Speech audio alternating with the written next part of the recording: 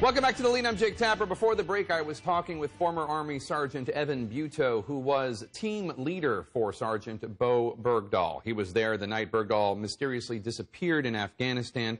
There are accounts from soldiers, including Sergeant Buetow, that attacks on U.S. troops in Paktika became more accurate following Bergdahl's capture. I asked Sergeant Buetow, was he concerned that Bergdahl voluntarily or under duress was giving information to the enemy?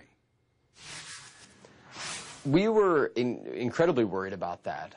It's impossible to know for a fact if that's what was going on, and it could just be coincidental. But the fact is that we knew from radio interceptions that we have got that he was, before he got in touch with the Taliban, he was looking for someone who spoke English so he could talk to the Taliban. And when we heard that, it told us, okay, he's actively seeking out the Taliban, so at least we know that. And yes, over the next couple months, all the attacks definitely were far more directed. Where before he left, I mean, we'd have IEDs go off, you know, virtually every day, but they were going off in front of the trucks. They were blowing up mine rollers. They were blowing up on the side of the road. Following his disappearance, IEDs started going off directly under the trucks. They were getting perfect hits every time. Their ambushes were very calculated, very methodical, like they knew what we were going to do. Obviously, there's no way to prove that Bergdahl was feeding them that information. At least I cannot do that. He knew our tactics. He knew exactly how we react to certain things. So the fact that that attacks definitely were more directed and calculated, it's incredibly suspicious to me, although there's no way to prove that Bergdahl was feeding them information, whether he was tortured or whether he was giving it on his own accord.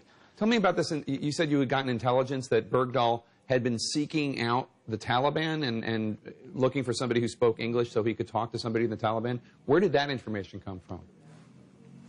Yes, as obviously in the wake of him leaving, we had almost like every asset that you have available to you in Afghanistan was in the area searching for him.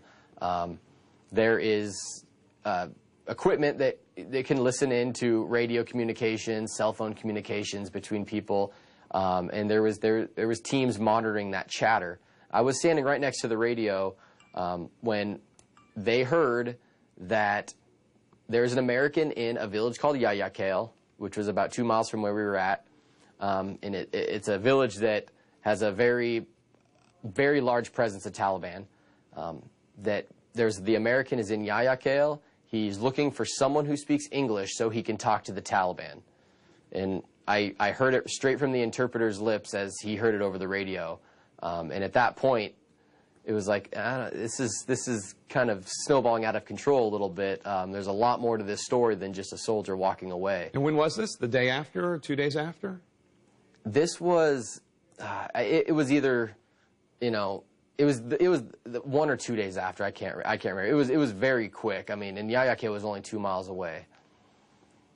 Do you agree with what President Obama said earlier today, that no matter what the circumstances of an American soldier's disappearance or capture, the United States of America, the government has a duty to get him or her back?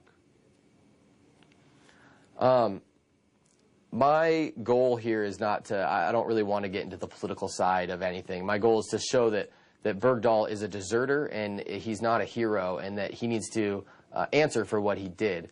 I will say that Bergdahl is an American citizen. Whether he wanted to be a soldier or whether he didn't want to be an American anymore or whatever, the bottom line is he's an American citizen. And it's great that he's back and that we can have that very small victory, if you can even call it a victory, because I believe what we gave up for that, we gave up a lot for what we got back, and that's all I really want to say about that. Evan Buetow, thank you so much, and thank you for your service as always. Thank you so much for having me. I'm very happy to do it. Coming up.